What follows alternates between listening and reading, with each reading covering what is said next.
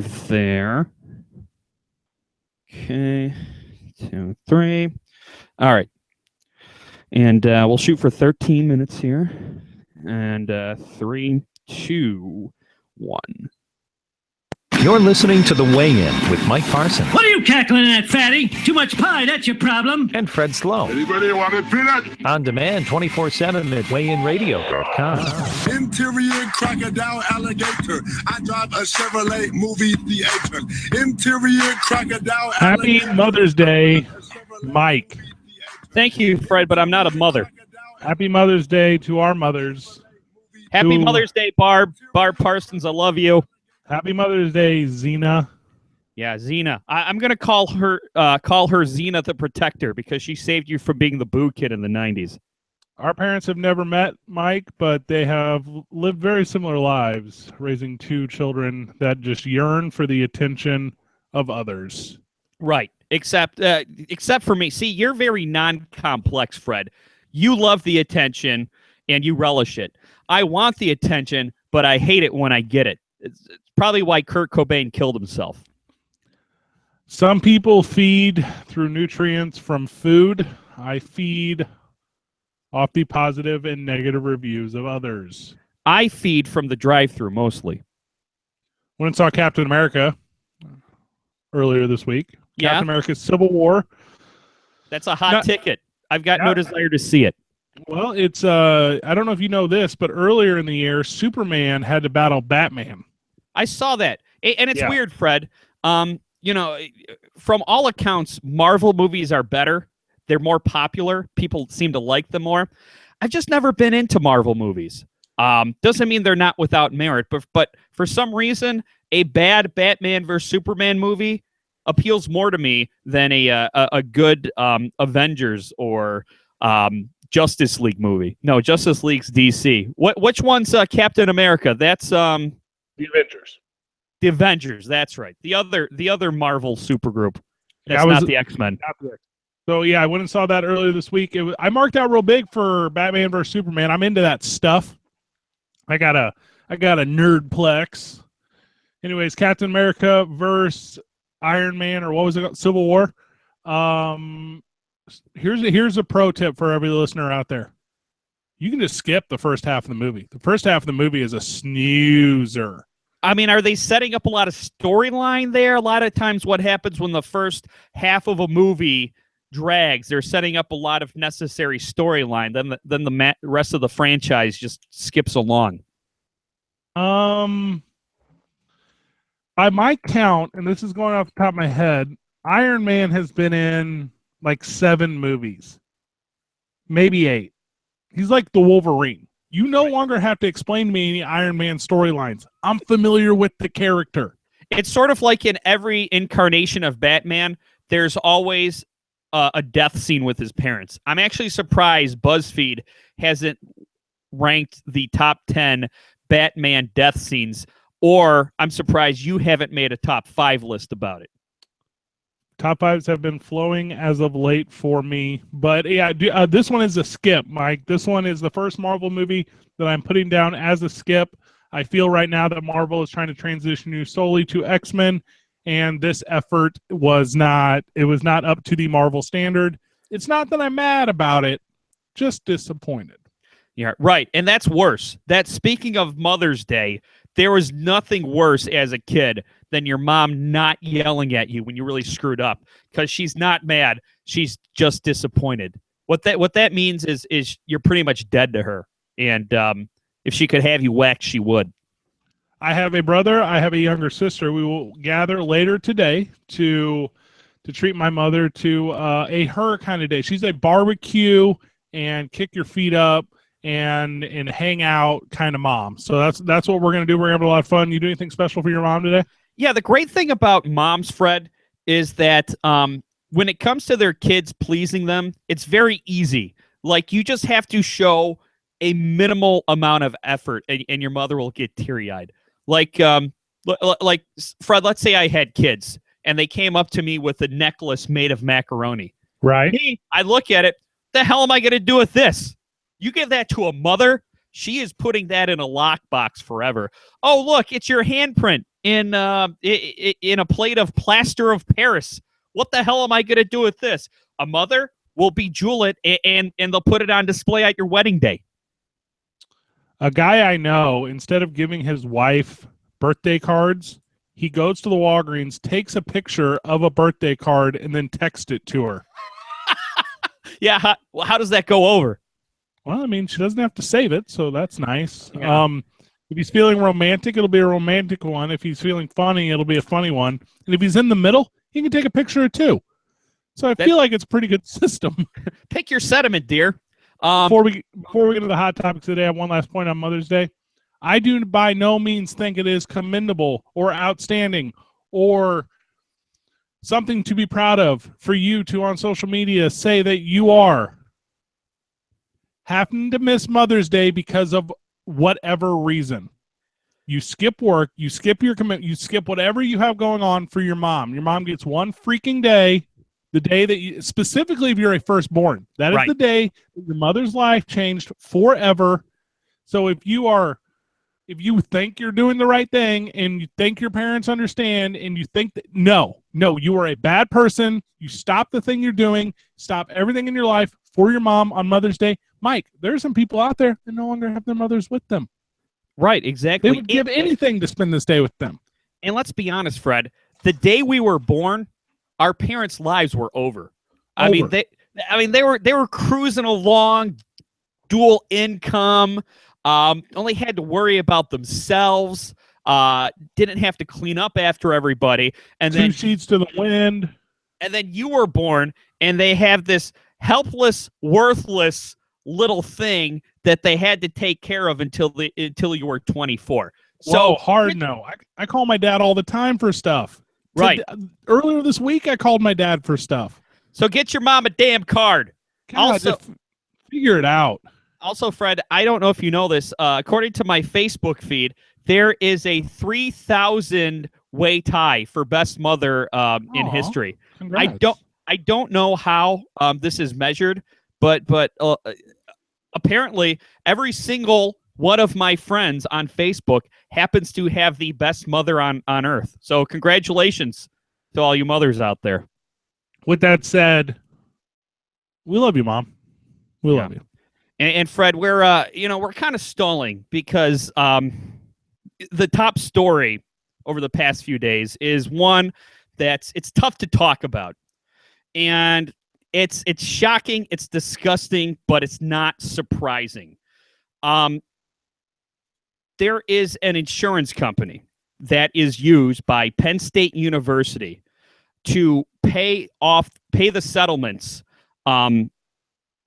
to the victims and families of Jerry Sandusky. We all remember that terrible story where there was just years and years of sexual abuse happening on the campus of Penn State University at the hands of former defensive coordinator Jerry Sandusky. And so there's been court settlements. Penn State has been paying settlements for years and years. And it turns out that the insurance company that they're using to cover all of these payments found out that Joe Paterno was alerted to this sexual abuse back in the 70s. Through their own independent investigating outside of the efforts of Penn State and I guess the state of Pennsylvania. Right. So this insurance company said, look, you guys knew this guy was a liability. You did nothing to stop it. It should not be on us to cover these settlements. Now, I will say the insurance company is 100% right. They shouldn't have to pay. They shouldn't have to pay out these settlements. But the families should be paid, and they should be paid by Penn State University for turning a blind eye to this in the name of the football program. What you're talking about fraud? You're talking about insurance fraud. Yeah, I mean this is felony screwed. You cannot do this, Penn State. Happy Valley's going to lose their ass on this one. Well, and Fred, it goes without saying that it's very, very disturbing that the most innocent and helpless among us are left vulnerable to be terrorized in the name of something as superfluous as wins and losses for a football program. But that's the angle everyone's going to take. And of course, it's the right angle. This is disgusting. Everyone should be ashamed of themselves. Joe Paterno, I don't know if I should say this, but if there's one person that I'm not sad that they died, it's him at this point. Right. But, you got to examine this. How does something like this happen? Because if you remember back when it happened, what was it, 2010, 11, 12, around that time, when this was all coming to light, and they took down the Joe Paterno statue in Happy Valley, I got to say... 2012. I got to say, Fred, watching the reaction, watching the footage from Happy Valley and their reaction, I thought it was terrifying. Ignorant. It was mob mentality, and you had a whole town of people who were so insulated from reality because Penn State football was the be-all, end-all, that a terrible crime against humanity had been perpetrated over and over in their town. And they weren't mad about all the innocent kids who were abused by Jerry Sandusky. They were mad that Joe Paterno had the power to stop it. They were mad that his damn statue was taken down. Are you kidding me? There were videos that serve, and this is, citizen reporting is a very dangerous thing.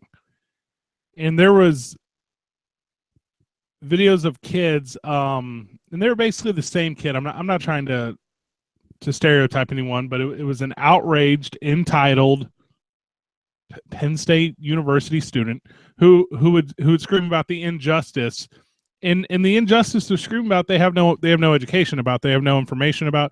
They've absorbed a meme. They saw something earlier that day, so they have an opinion that somebody locally released a convincing video. 2012 for me was the year I graduated college. And I graduated college a little older. You know what? Let's do this, Mike. Let's go to break. When we get back from break, I'm going to break down how 2000, because there are points in your life. I'm going to break down how 2012 was a turning point for me, and we're going to bring it full circle with this Sandusky Penn State stuff. You listen to The Weigh In on 590 The Fan and 590thefan.com. Good. I was about to say there's a lot more to talk about on this, but I wasn't sure what direction I wanted to go. So you go ahead and bring us back in.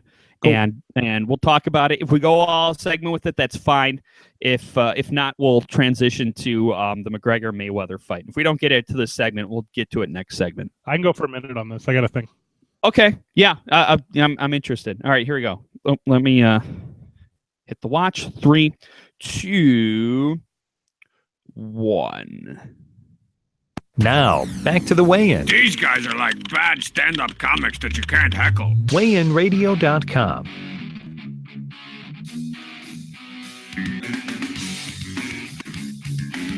I don't know everything, Mike, but I do my absolute best to explore topics and issues to my fullest before I even attempt to create my own opinion. That's all you can ask. That's all you can ask. 2012, I graduated from a state university. I was a little older at the time. I was 26, right about there.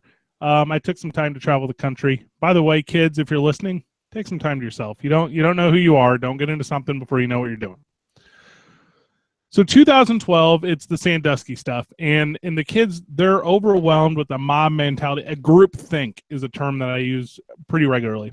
Also in 2012, there was this group called Invisible Children. It was ran by a guy named Jason Russell. And Jason Russell put out this 30-minute documentary, and it was called Coney 2012. Yes. And what Coney 2012 was, by the way, almost parallel to this story, was a 30-minute action-packed propaganda film with high production values that shamed this guy, Joseph Kony, who was part of the Lord's Resistance Army in Uganda. I don't know if you know anything about that. You probably do from the video. Right. All I know is what went viral for about 2 weeks back then. And I remember in that 2 weeks, it was in the spring semester. I was getting ready to graduate. And there were kids who would watch the 30-minute video, became experts on Coney 2012 in that 30 minutes. And then they were, and we talked about this when we talked about Melissa Click several weeks ago with the Missouri in the 1959 or 1859 protesters. Kids today, and I'm old man slow right now, do not effort enough to form their own opinions. Mm-hmm. With that said, Coney 2012 was bogus. Team Sandusky was bogus. Taking the easy opinion, hating Trump because he shares a picture of him eating a Mexican salad, is bogus. And the idea the point I'm trying to get across is you have to be able to educate yourself. You don't have to know anything. I can't personally do anything in my life, Mike, but I know exactly how to find out how to do everything. Mm-hmm. There's nothing I can't accomplish with a little bit of effort, and that effort's not there. So whenever you get these polarizing topics, i.e. Coney 2012 and i.e. the Sandusky trial, you then get a public outrage or a public support that's not based in anything. The media is seeing it right now with Donald Trump. They spend so much time giving him attention and efforting his story, and I'm sorry to cut you off, Mike, that they've created a beast. This thing is so big, it's so overwhelming, that whatever happens from this is not really based in fact. It's based solely in opinion, and that's a terrifying concept to me. Right. Well, how are you tying this to the Sandusky thing and what happened at Penn State? It was so overwhelming in 2012 that the public outrage. So there was microly everyone in Penn State and Happy Valley pro Paterno. Right. Sandusky's a bad guy, but Paterno's our dude. Blindly. He was an innocent yet heroic figure to them. And the truth of the matter, none of that's true. Right. He was a cohort. He was a crony. He was in the know. He was knowledgeable. He on many occasions associated with and broke bread with what is now a convicted child molester and abuser by choice. And because of that, now the taxpayer burden is going to, and this is where it starts affecting everyone, not just those directly affected. It starts affecting everyone in the state. This is going to have to be corrected, and it's going to have to be corrected through financial means. And it wouldn't have been in this situation if people were able to open up their own freaking eyes and be honest with the system. Right. And the thing was, too, that Joe Paterno had elevated himself to such a status where he had such power that he could affect the legal system, right? Because you had that one assistant coach who actually witnessed something going on in the shower. I forgot. I don't remember if he told. Maybe?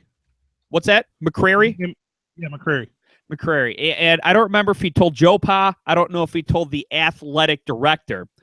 But, you know, I guess he tried at first, but then somebody who was brainwashed in the culture told him that either it was taken care of or it's not a big deal or he didn't see what he saw.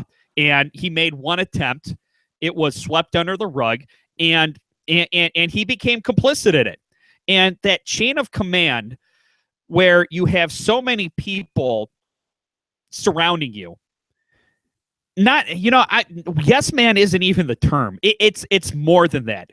You start bringing in a lot of money for an organization, and you start to be able to get away with everything. And it probably didn't start with child abuse. It probably started with small things, and then it just escalated and escalated to the point where there's a statue built to you, built of your likeness, and you're above the law. Nobody can tell you anything. No one can reprimand you for anything. So you sweep stuff like this under the rug until it finally gets out to the public, until it finally seeps out through the walls of this little bubble that you created for yourself, and people are horrified, and they say, "How could this happen?" I mean, this is the worst thing you can do to someone.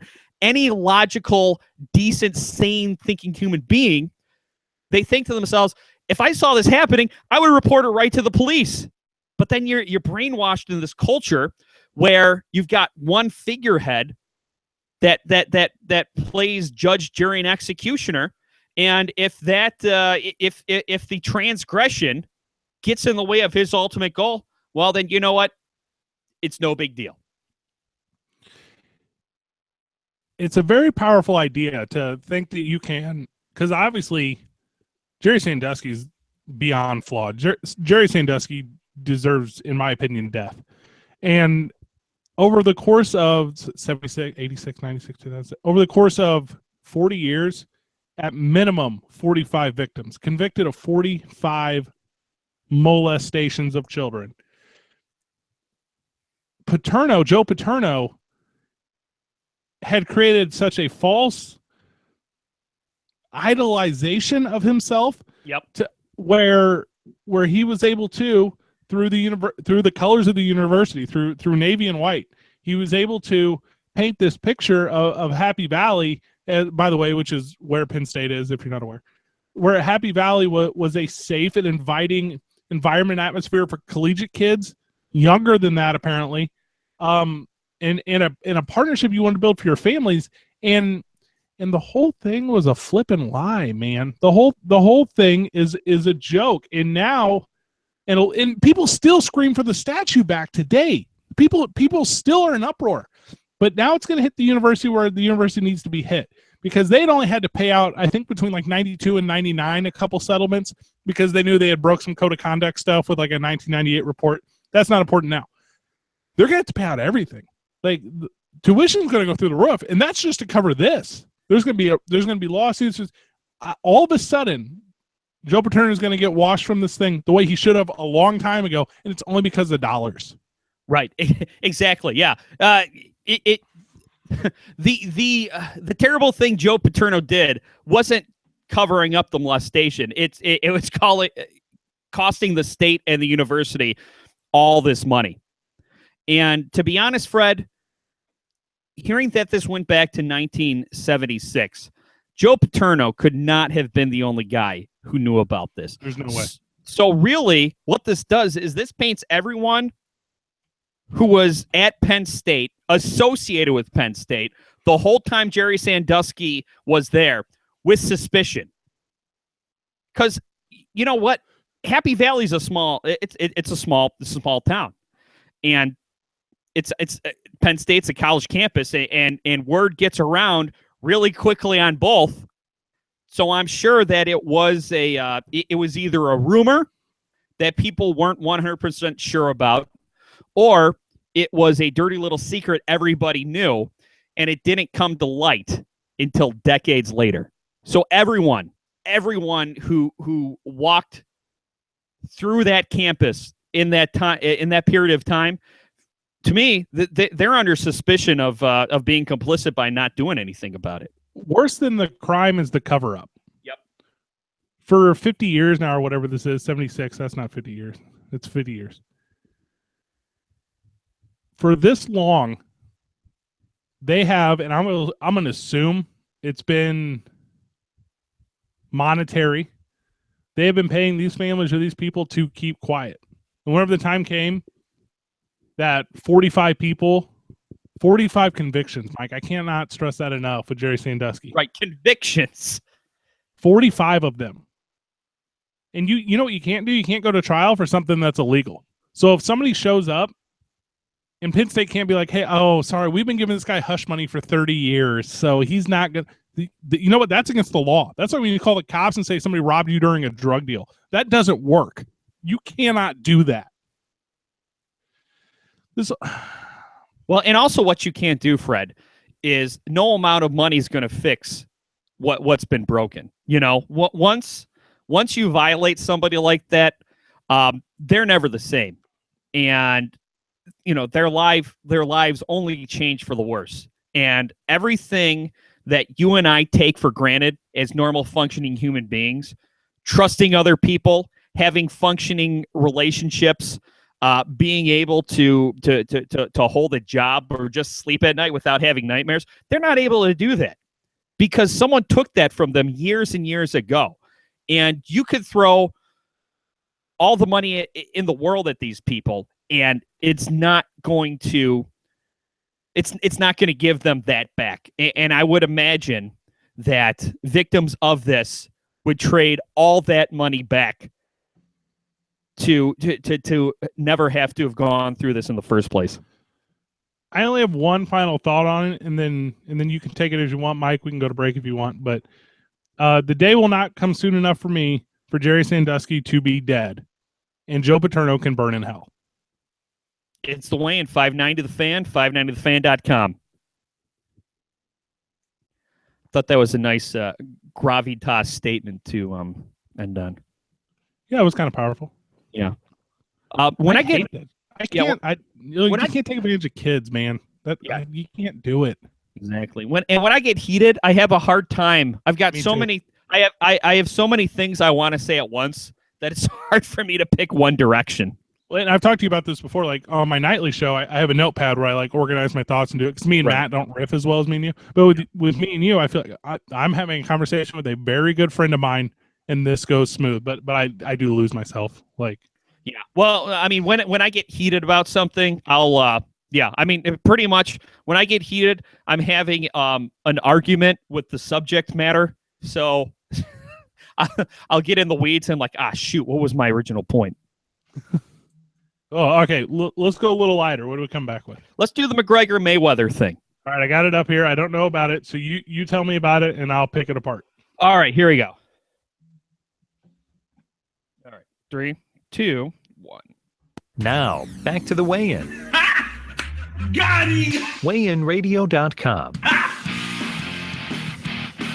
So, Fred, I think this is the second time this year that I've said, you told me so, when it comes to Conor McGregor.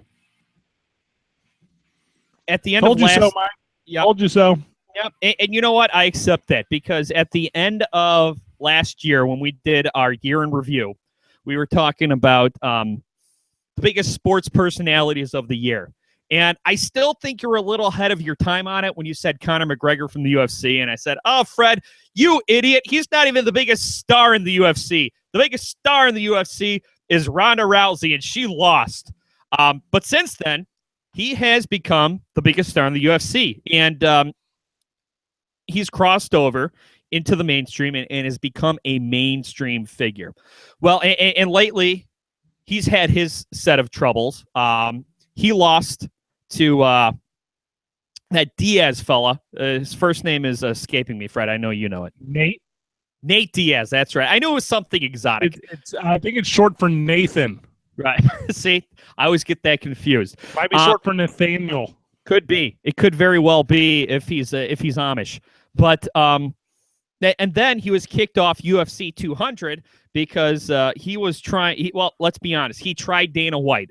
Dana White said, "Look, Conor, you've got to be here and do this at this time to market this event." Conor McGregor said, "Nah, I'm not doing it." Dana White says, "You don't come and do this marketing stuff, I'm kicking you off the card." He said, "Do it," and he did, and Dana White kicked him off the card. It sounds like an Esquire story, doesn't it? Like you would see it like in the checkout lane at the grocery. Conor McGregor kicked off biggest pay-per-view of all time. Can him and Dana White repair their friendship? Right. This is not. This is page 6, actually. This is real life. Yeah. Well, and then you only read the first paragraph until it's time to leave or buy the magazine. But never bought one. Not one time. Never. No, that's for suckers, especially when you can Google the article for free when you get home. Well, it looks like Conor McGregor is bypassing the UFC because, as far as I know, he's not back on a card. And him and Floyd Money Mayweather, they're either close or they have already signed the contract to fight each other for pay-per-view. Now, is that a fact? Did they sign the contract? Well, I don't know. Depending, as of right now, they haven't. But this show airs at multiple times, so maybe by the time this reaches your ears, they have signed the contract.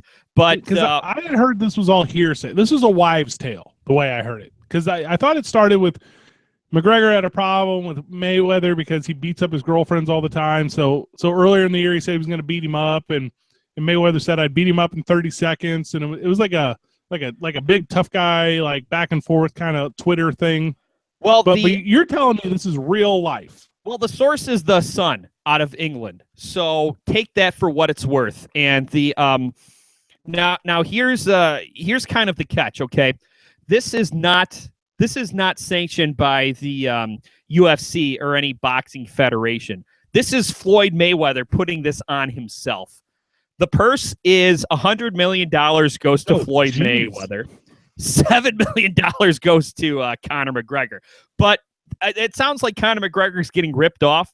But, in this fight, Floyd Mayweather's not just Mike Tyson. He's Mike Tyson and Don King. He's both Stone Cold Steve Austin and Vince McMahon. He is fighting, but he's also the promoter / commissioner of whatever this is. If I was a betting man and I went to the same website regularly for lines, if I was a betting man, and by the way, congratulations to on their Kentucky Derby win last night. I'm not editing that in later, by the way. McGregor is listed at 900 to 1 as an underdog. Just to put that in perspective, Leicester City, who just won the EPL, was listed at 5,000 to 1. The United States Olympics team, who beat Russia in 1980 and went on to win the gold medal against Poland, was listed at 1,000 to 1. So you're saying there's a chance? Well, here's the thing, Fred. I mean, this is all on Floyd Money Mayweather's terms, so it's going to be a boxing match, which this makes about as much sense as LeBron James challenging Cam Newton to one-on-one. Yes, they're both super athletes at the top of their profession, but it's not the same sport. Of course, Floyd Mayweather is going to beat Conor McGregor in a boxing match, much like Conor McGregor would beat Floyd Mayweather in a mixed martial arts fight. But I got to say, Fred, everybody remembers what happened with Mayweather-Pacquiao, right? Everybody shelled out $99 for a fight that was boring as hell, and everyone was mad they shelled out that amount of money. If you shell out $99 for this fight and it's boring and you got ripped off, it's your own fault. I got to say, Fred, Conor McGregor boxing Floyd Mayweather doesn't interest me. It doesn't interest me because it's boxing. And Floyd Mayweather, he's a defensive boxer. That's why everyone was so mad that the Mayweather-Pacquiao fight was a quote-unquote dud, because it was a defensive battle. Now, if Conor McGregor and Mayweather, they were fighting mixed martial arts, to me, that'd be more intriguing. But I think that a lot of people got duped the first time Floyd Mayweather charged them $99 to watch him on pay-per-view. If you get duped again, that's your own damn fault. Who did he just beat up the other day? Was it Ravel, or he just boxed somebody the other day? It was no big deal. It was just over. It was a good fight, but it wasn't even a fight. No, maybe someone tuned in. I didn't. Right. Well, and here's the thing. You got Floyd Mayweather, who's a defensive boxer. You have Conor McGregor. When he wins, it's over in 20 seconds. So you're going to pay $99, maybe even more, to watch that on pay-per-view? Andre Berto is who he just beat up. I don't even know who that is. I've never heard of that guy. No, I think my dad bowled with him in the 80s. I don't know. Oh, he played a little minor league ball in the 80s. Did he? Wow. Well, that's why he's probably like 50 now if he played minor league ball in the 80s. Speaking of 1980, it wasn't Poland, it was Finland. That's who USA beat for the Olympic gold. Right. They beat Russia in the semifinals, I believe. Yeah, then Finland, 1,000 to 1 odds. But everyone thinks they beat them for the gold because that, Cold War and everything, and that's what the movie was made about. The odds on Mayweather are negative 2,000 to 1. You have to put down $2,000 to win $1 on if Mayweather. Mayweather wins. Fred, this thing sounds like a scam to me. It can't really be real. It's a work. Well, I mean, even if it's real, the fight will be a scam itself. Because, like I said, Mayweather. I mean, look, people who actually enjoy boxing and they know the strategy. They like Floyd Mayweather because he's a smart fighter. He's a strategic fighter. But, John Q. Public, you and I, who just want to watch Tyson versus Holyfield and watch somebody get their ear bit off, they're going to be bored to tears watching any Mayweather fight. And I understand why Money Mayweather's doing this, because the only boxing match people have wanted to see for the last decade was Mayweather-Pacquiao. When that turned out to be a big stinky turd, allegedly, except for Boxing Elite. Mayweather's like, okay, well, how am I going to get people to spend a lot of money to watch me on pay-per-view? I know, I'll fight the biggest name in the UFC, or formerly of the UFC right now. But like I said, even though they're both fighting sports, it's not the same thing. It doesn't make sense.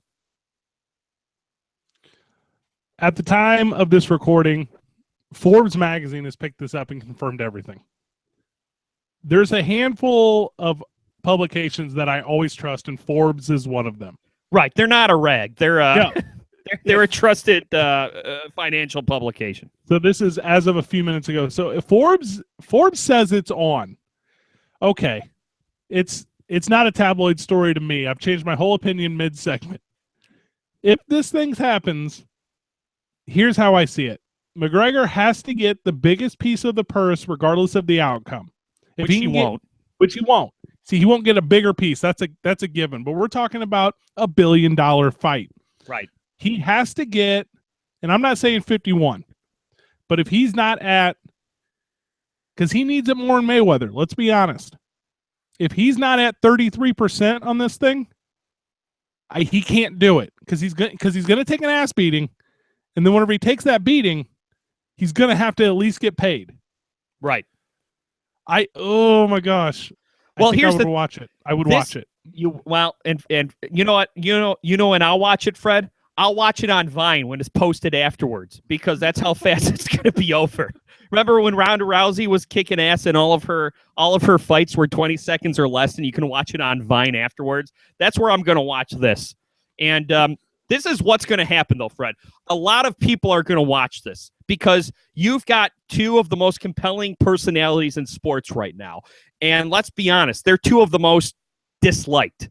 Conor McGregor's Q rating is a little bit higher than Floyd Money Mayweather's, but people are going to tune in to watch these two guys kick each other's asses. I feel like there's a strong group, just as part of what you're saying, there's a strong group of MMA fans who hate Floyd Mayweather and let's just do it. Let's just call the obvious reasons, because he abuses women and because he's a minority, that want to see Conor McGregor just beat the crap out of him. And they're going to be pissed off when Floyd Mayweather ends it early because it's a boxing match and not a mixed martial arts fight. I would watch it. I'm telling you, I'm going to watch it. If I can pay money for it and get it in crystal clear HD, it will be on my TV. What's the most you're willing to pay for this? Because if it's $1 billion fight, it'll probably. My guess is the Pacquiao Mayweather purse wasn't $1 billion, right? I like a lot of savvy investors. I'm gonna go in with a buying group on this one. Okay, I'm thinking $10. Okay, all right. So I'm gonna guess it's gonna be more than $99. Yeah. So I will need 9 close friends. Right. I would say 15. I bet it's gonna be close to 150. But I could be wrong. This is my guess. It's the weigh-in. WeighInRadio.com. 590 The Fan, 590thefan.com, PendulumPodcast.com, CaveRadioSports.com. We'll be right back. I almost said people ate my podcast.com. That's why. Hey, hold on 1 second. Sure. My aunt is very ill, and my mom just called me. Okay, go ahead and make that call. I'm going to mute this. Okay.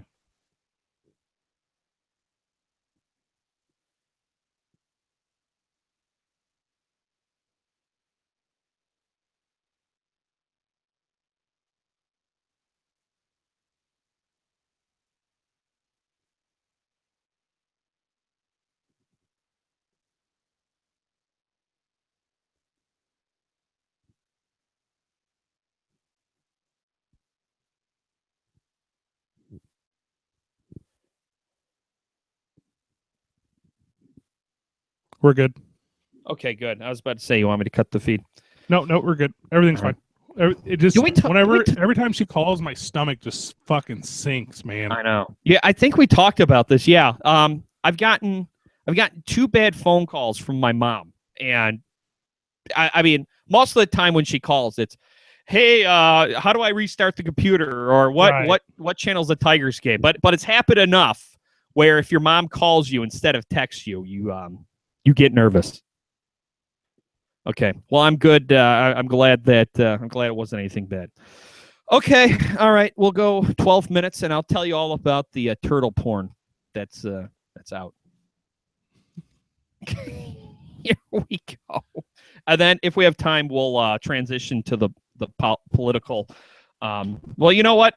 We'll be short with the turtle porn, no pun intended. And then we'll talk about how it seems now everything you buy has to be a political statement. 3, 2, 1. Now, back to the weigh-in. I've been on the radio quite a bit, but I want to do it like as a part-time thing. Not to make money, but because I love hearing myself on the radio. WeighInRadio.com. Well, Fred, on the internet, porno parodies are they're very popular. There was the Nailin' Palin, there was Boned by the Bell, and now, and I don't know how I feel about this because this could get very weird very quickly. There is a porno out there, 10-inch Mutant Ninja Turtles. Okay. I feel like this is breaking Rule 34. No, actually, isn't it right up with Rule 30? Isn't Rule 34 that if something exists, there's a porn? There's a Oh, yeah. Okay. So this is Rule 34. It's in compliance with Rule 34. Okay. Of course, the turtles' names are Leon Hardo, Okay. Raphaelis, Donatello, Good and one. Michelangelo. And of course, April O'Neil, the porn star, is playing April O'Neil. Clever. Good casting. And here's the final, right, no-brainer. The final paragraph here, Fred, of the press release. Starring April O'Neil and Chad Alva, 10-inch Mutant Ninja Turtles, the Triple X parody, goes down into the sewer where Master Sphincter, a rat furry, has trained 4 well-hung Mutant Ninja Turtles in the art of sex. When they team up with beautiful reporter April O'Neil and sports equipment enthusiast Casey Bones, they take on... I would have came up with that one. That's the name I would have gave him. That one was probably thought up by an intern since it was the most obvious choice. They take on Spreader, the horny head of the criminal ninja gang, the Foot Clan. Things are about to get dangerous and sexy and covered in radioactive goo. So, when you describe Spreader as horny, I'm going to assume that Shredder has been cast as a woman? Yeah. Okay. Shredder is cast as a woman. So, I mean, is there sex with is there sex with men dressed as turtles in this? That's why I think it'd be kind of weird. I think we all have our limit as to what's too weird in porn. And you found yours. Yeah. That's it. Who knew? I don't indulge. I'm married. It's not my walk of life. Yeah. But with that, there are production values in some of these things that are really good. Well, I saw like the Up Rocks trailer or whatever. They, like, if somebody came to a Halloween party dressed as these Ninja Turtles, I would be like, yeah, that's a really good costume. Well, let's be honest. They've always been on the cutting edge of lighting and angles and stuff. In fact, I believe I heard that they shoot the Food Channel like a porno because the lighting and the shot quality is so good in those professional porn movies that the Food Channel just adapted it to theirs, and it's been a rousing success. It's the whole reason VHS and home DVD even exist. Wouldn't exist without it. Same thing with streaming video. I mean, it's amazing at the technological innovations that have come from porn.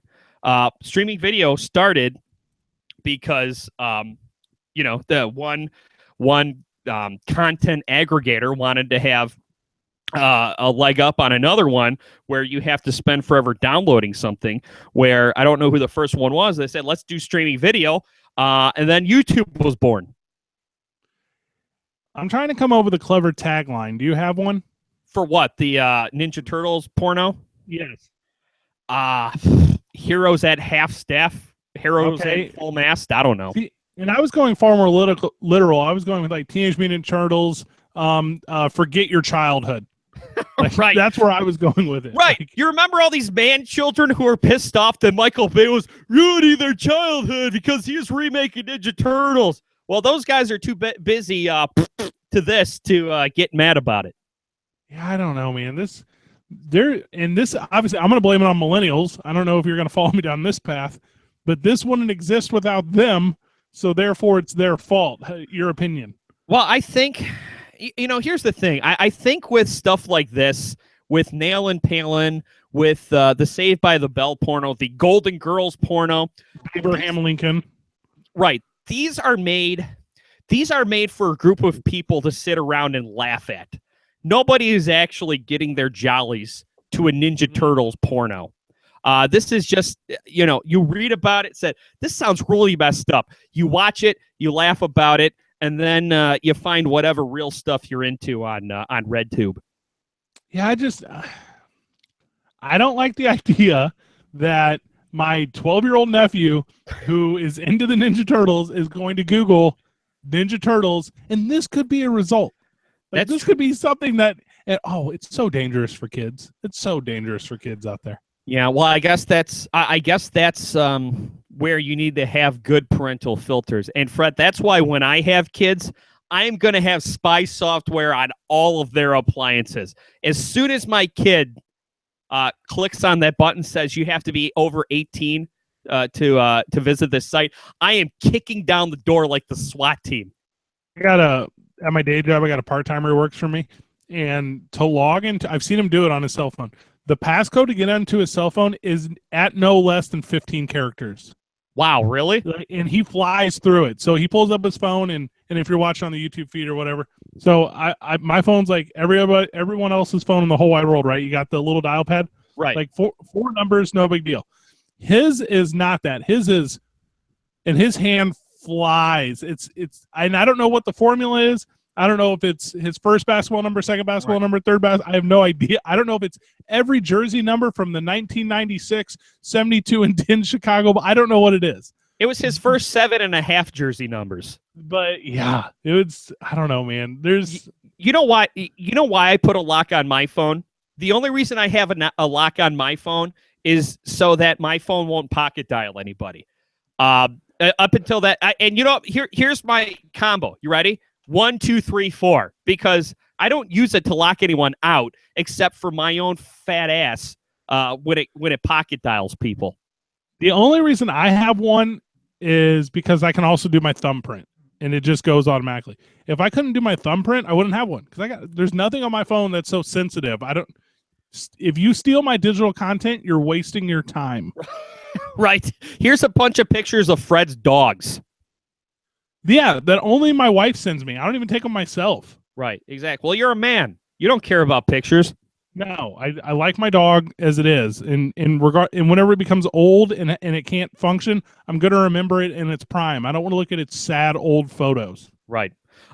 Fred, real quick before we leave, of course, the battle over bathroom choice has been raging in our country, right? Oh, my gosh.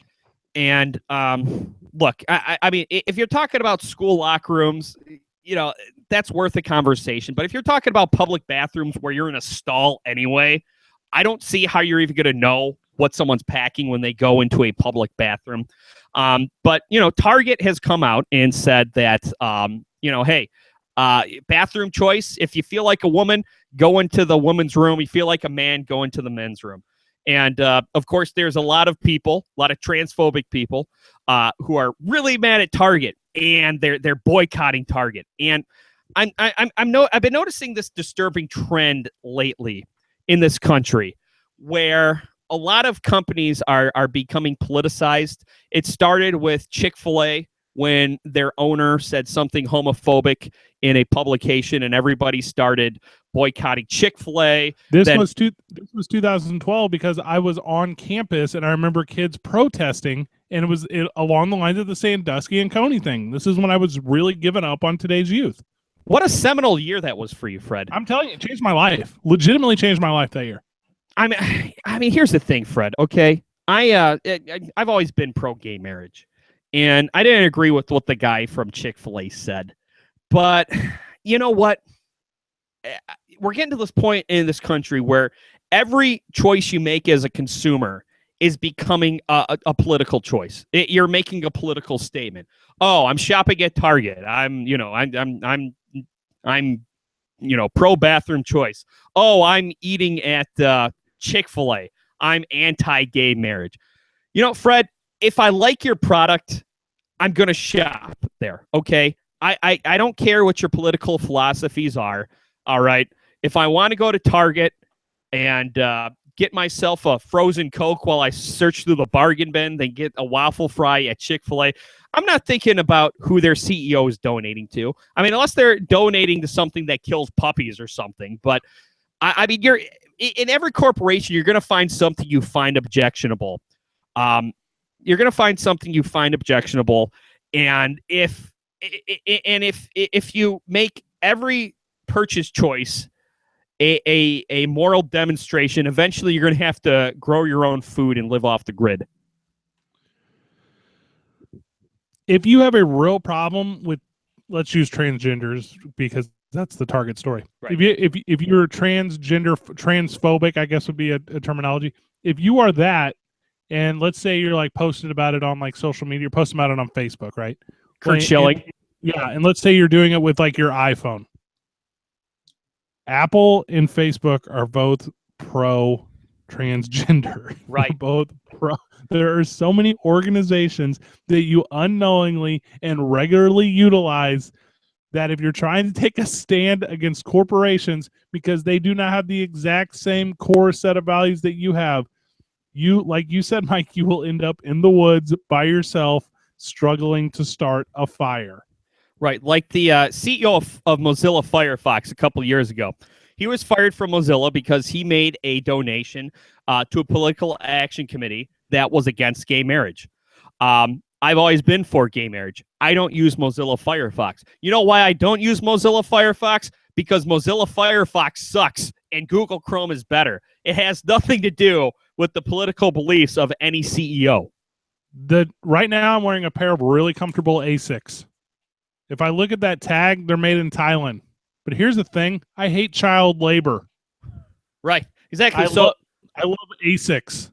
Right. So, Fred, you can either continue wearing Asics or you can make your own clothes. My wife has it's not America's Next Top Model. My wife has the Project Runway sewing machine that has like 455 different like thread module. Like I think we could make clothes, except after she bought it, I knew it was a terrible waste because she doesn't know how to use a single one. It's the stupidest purchase we ever made. All right, we got to go. Weightinradio.com, 59 of the fan, 59ofthefan.com, pendulumpodcast.com, caveradiosports.com. Thanks for listening, Paul. Bye. Good job, everyone. GG. And we're clear. Let me stop my recording. I got some new commercials, too. I need to get you real quick. Oh, okay.